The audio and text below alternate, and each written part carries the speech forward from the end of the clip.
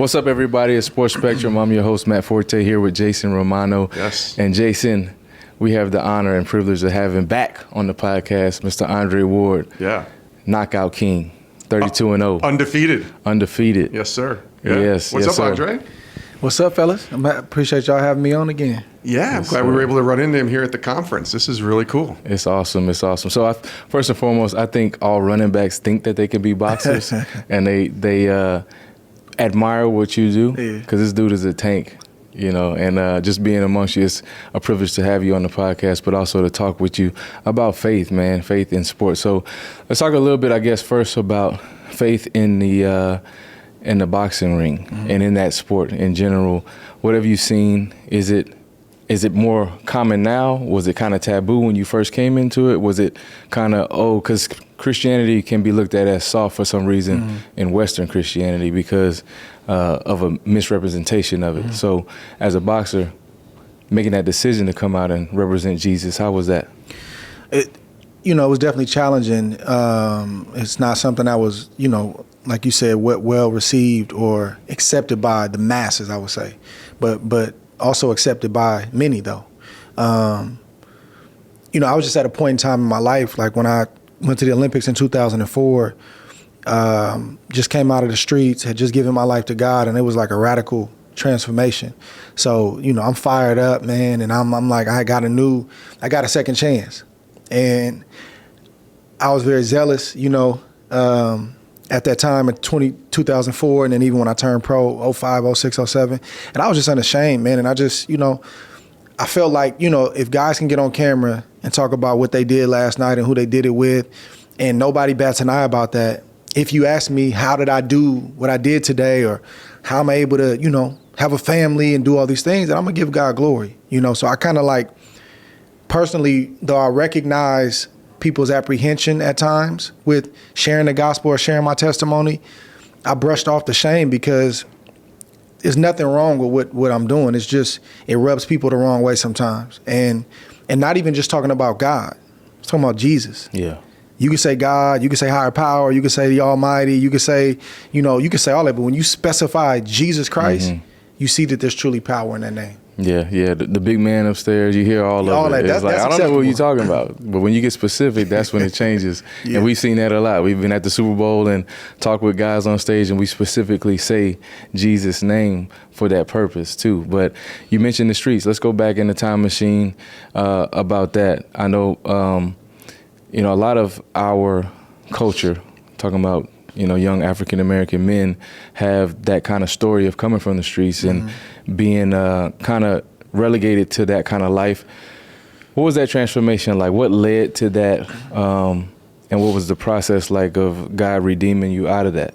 Well, I knew I was living a lie, like I didn't have like, generations of like street people in my life. People, obviously there was stuff going on in my family, but it wasn't that type of party where my dad grew up in a gang and my brother grew up in a gang and then I fell into the gang.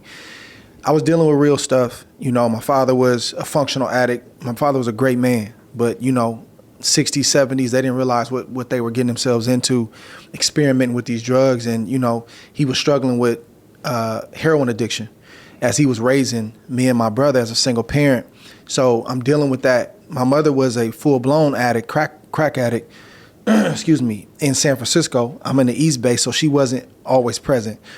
And you get through that when you're younger, but you start getting older, you start getting 15, 16, and you start understanding that mom's not there. And then the bitterness starts to come in, the resentment starts to come in. And I got to a point where even though I wasn't raised to be a street guy, I'm living in the hood, and that's what I had in front of me. And I felt like that's what I wanted to do. I wanted to sell drugs. I didn't want to go to jail though. I didn't want the consequences, but I wanted to dibble and dabble. And, Verge, who's my godfather and been my lifelong trainer, he worked in the probation department for 25 years. He has a tremendous gift with young men. And he would always have real talk moments with me, and he'd say stuff like, brother, I don't know what you think you're doing out there. God got his hand on you. You ain't gonna get away with nothing. It used to make me so mad because it's like I'm trying to do my thing and I'm like, why are you speaking that on me? He's like, bro, I'm just telling you. And he had a prophetic way about him where he would see stuff before it happened. But he said something to me one time that really sobered me up. in terms of being in the streets. He said, man, listen, he said, I've been around real killers. I mean, 14, 15, 16, 17. He said, you not built like that. I'm like, what you mean? He said, if you ain't sold your soul to the devil and you willing to kill something and you're not willing to die, you shouldn't be in the streets. And it's just that kind of stuff right there. I'm like, well, I know I'm not trying to die. I'm not trying to kill nobody. So I'm really out here just playing. But I'm taking penitentiary chances, and this isn't who I am. So there was a conflict even while I was dabbling in the streets. There was a conflict there because I knew God is pursuing me. God is dealing with me. And one other moment happened that really sobered me up as well as my mother was struggling with a crack addiction, and 2 blocks away, and I'm selling crack on this corner, and I'm serving somebody else's mother, something that she's addicted to, but yet I'm praying for God to take it from my mother. See how off that is? Yeah. That's where my mind was at that time, and God was just dealing with me.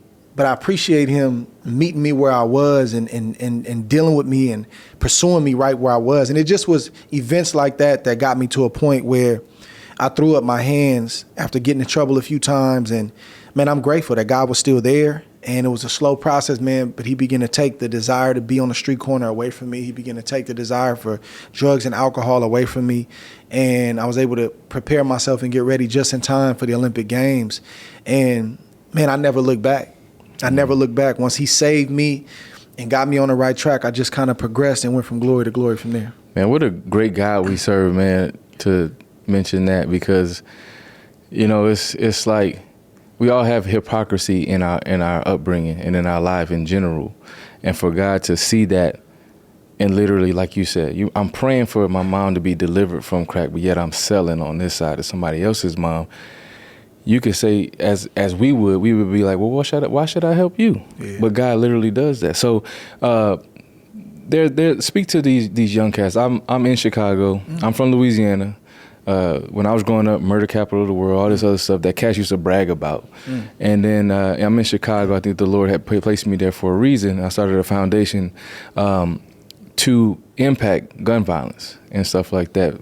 So I've talked to these kids too, and it's like an allure to the streets. Like, you may be relegated to that because of the neighborhood you grew up in, but then also some of them in Chicago, it's generational. It's like I see my big cousin doing it. I want to be like him. And these cats don't even expect to live to 18.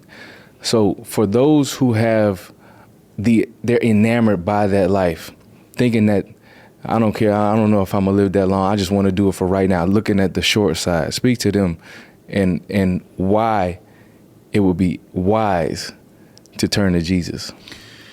I mean, really, for most of them, I believe, and I keep my eye on what's happening in Chicago. I feel like I have a heart for,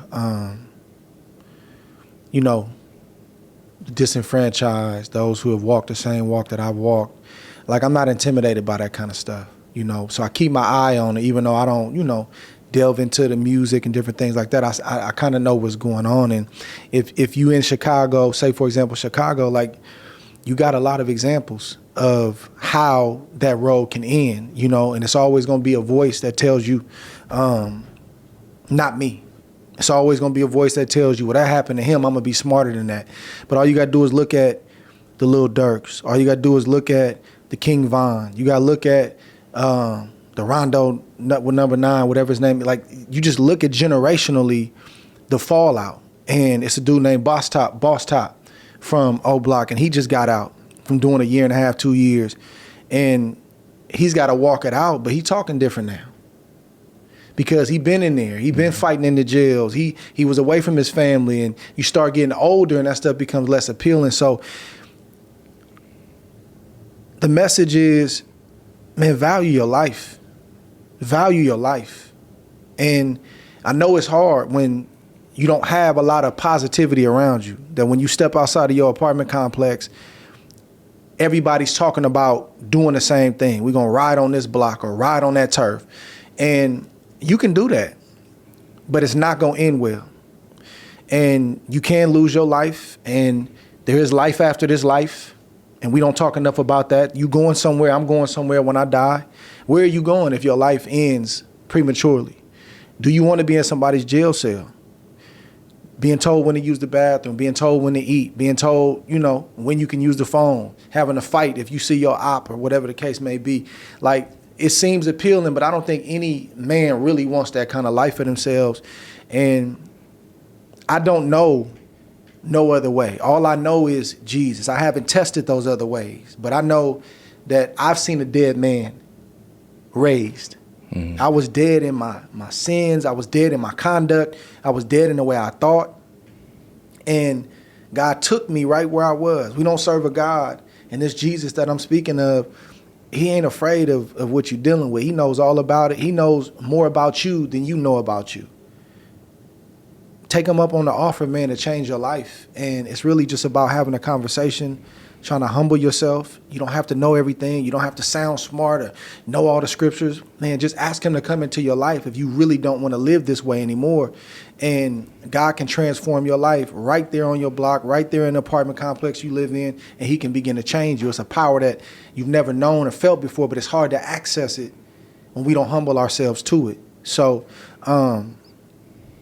it's a better life out there, man. It's a better life. And my message to the youth is, man, choose that over what you've been doing, right? Like, that's familiar.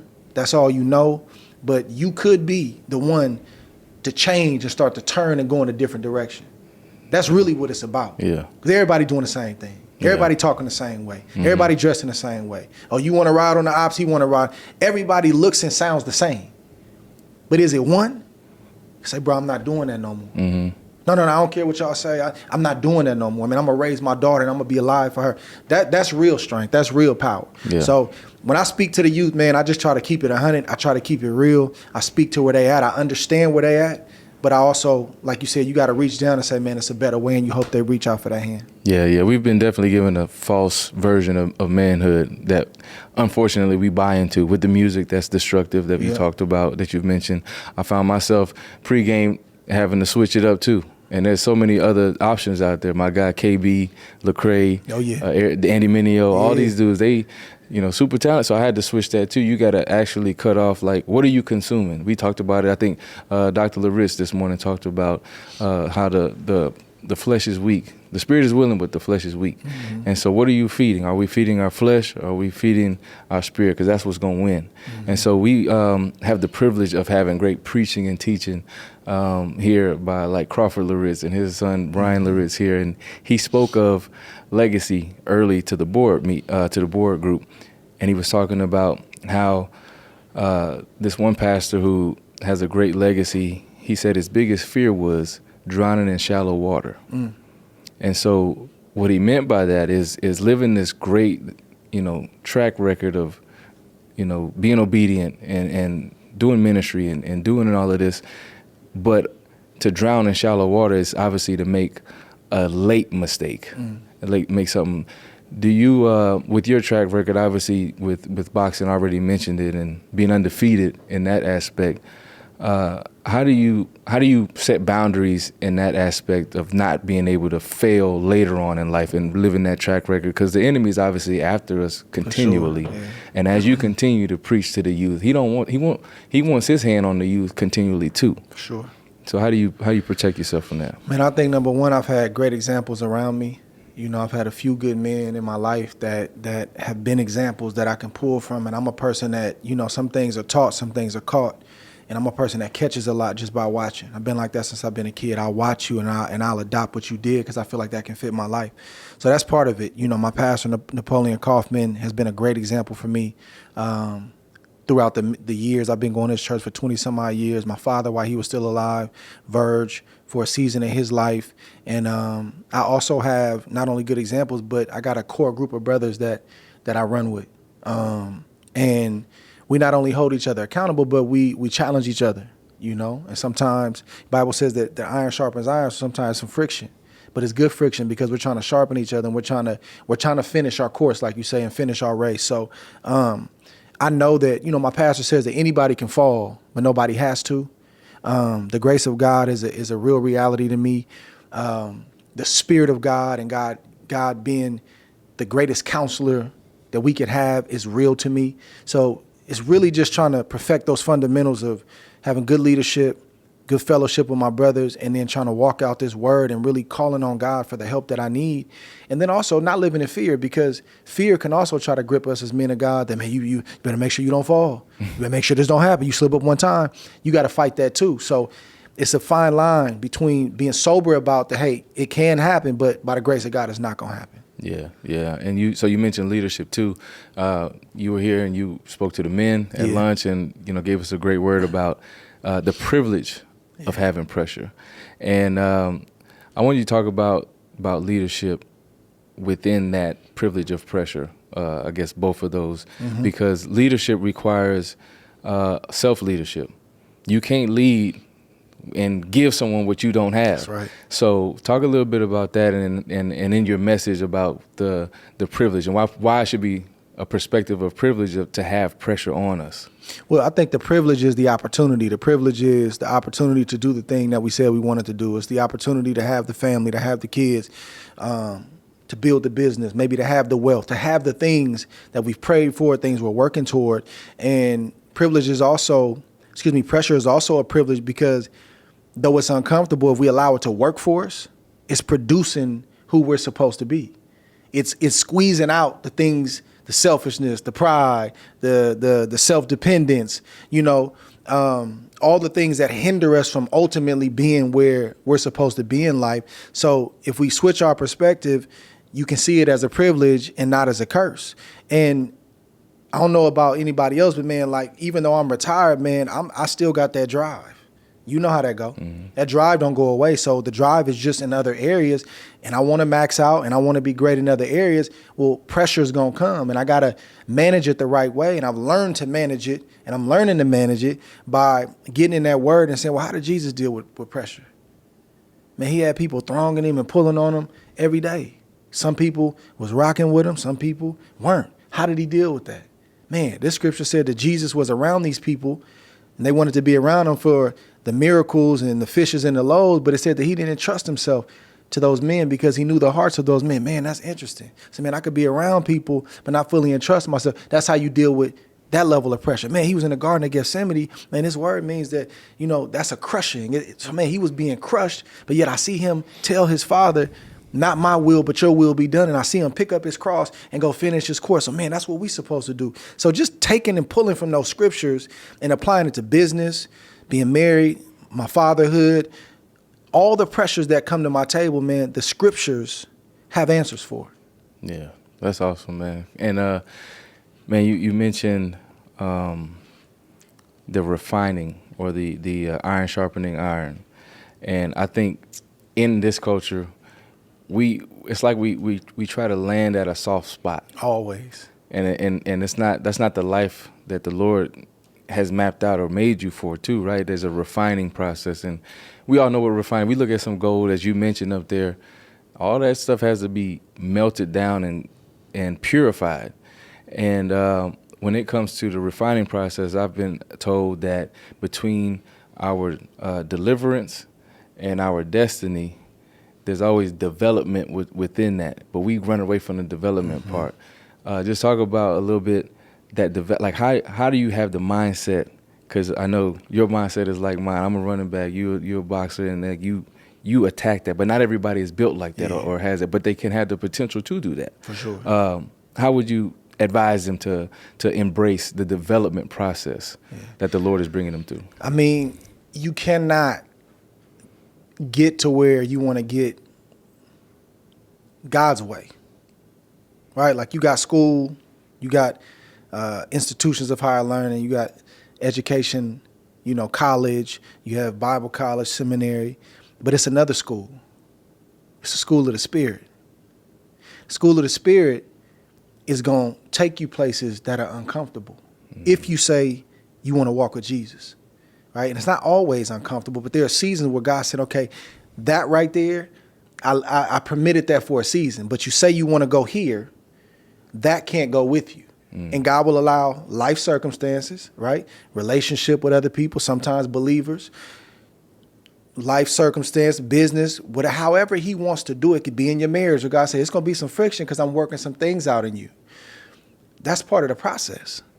And maybe some of it has to do with the gospel that we present sometimes.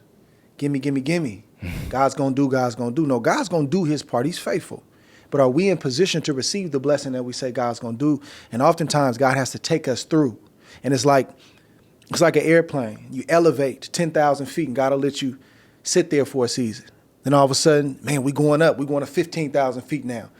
It's going to be uncomfortable. But again, if I go to the scriptures, I see my forerunner, I see my prototype going through the same type of pressures. So if he went through it, I'm going to go through it. But it's not going to kill you. It's not going to take you out.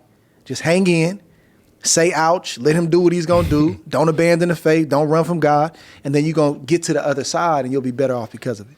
Andre, a lot of people, as we talked about, can name God. But when you get specific about Jesus, that's when they try to cut the cameras off or they cut the sound and all that thing. So for the people, say it louder for the people in the back. Yeah. Who is Jesus to Andre? In this season, overall? I was in this season right now. I would say in this season for me, he's counselor. He's counselor.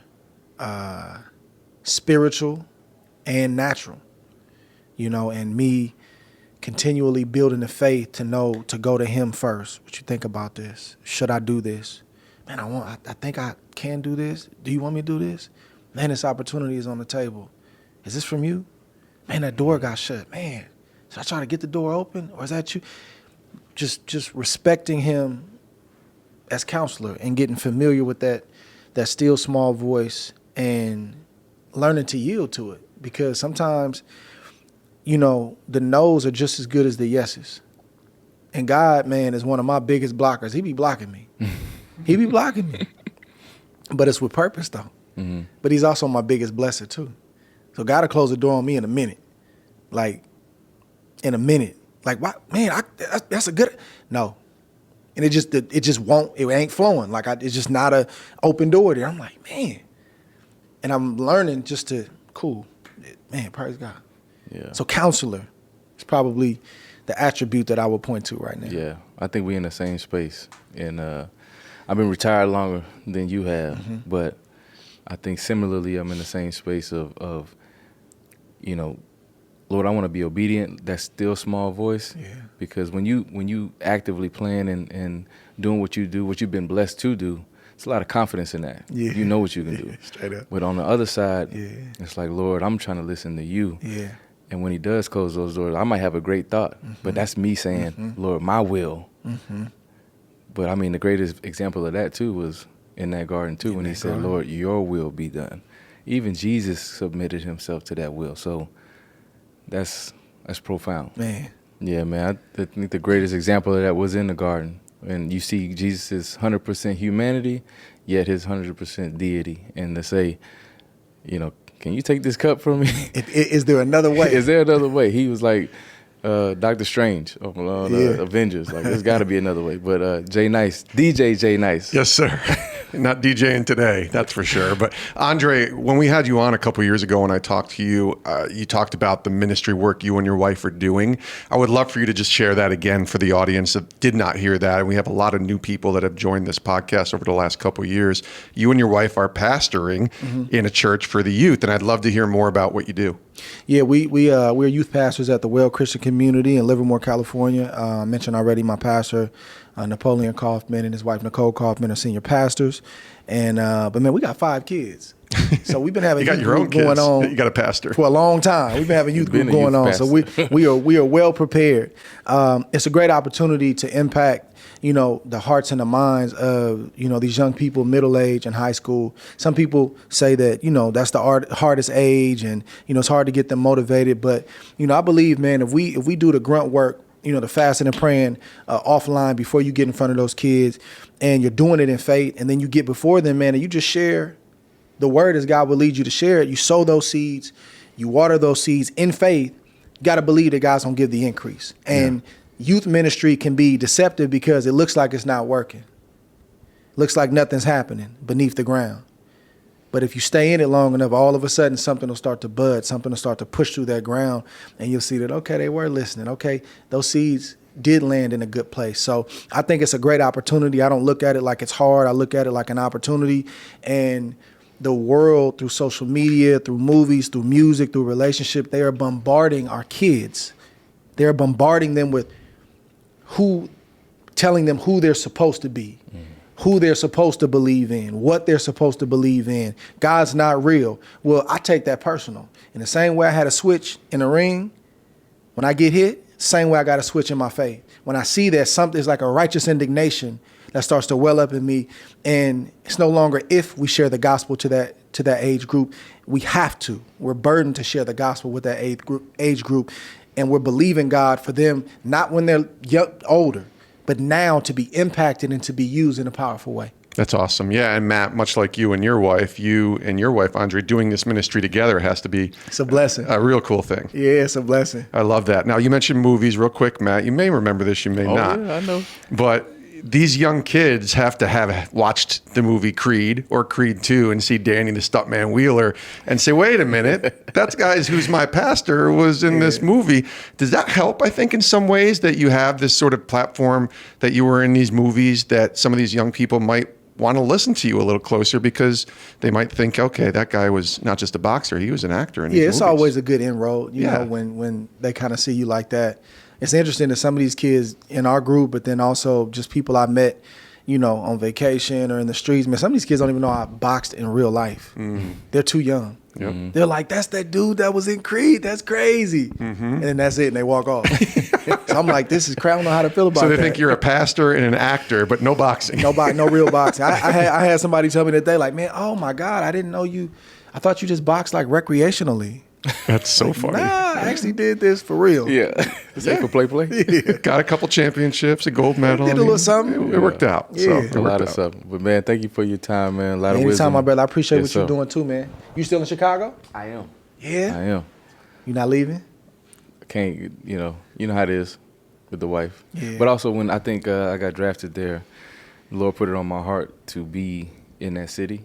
And so if I left out for warm weather, I'd be like, you know, what am I doing? Yeah. You know, because we started something and it's continuing to grow. You know, so we're trying to impact lives. Used to get overwhelmed by all the stuff going on in the streets, but then at the same time, every time I see one get to go to college, graduate, that I've had an impact on, it's worth it. Man, keep going, bro. Yeah, bro. You too. Hey, thanks for watching Sports Spectrum here on YouTube. You can click our next video, or you can check out our website, sportsspectrum.com.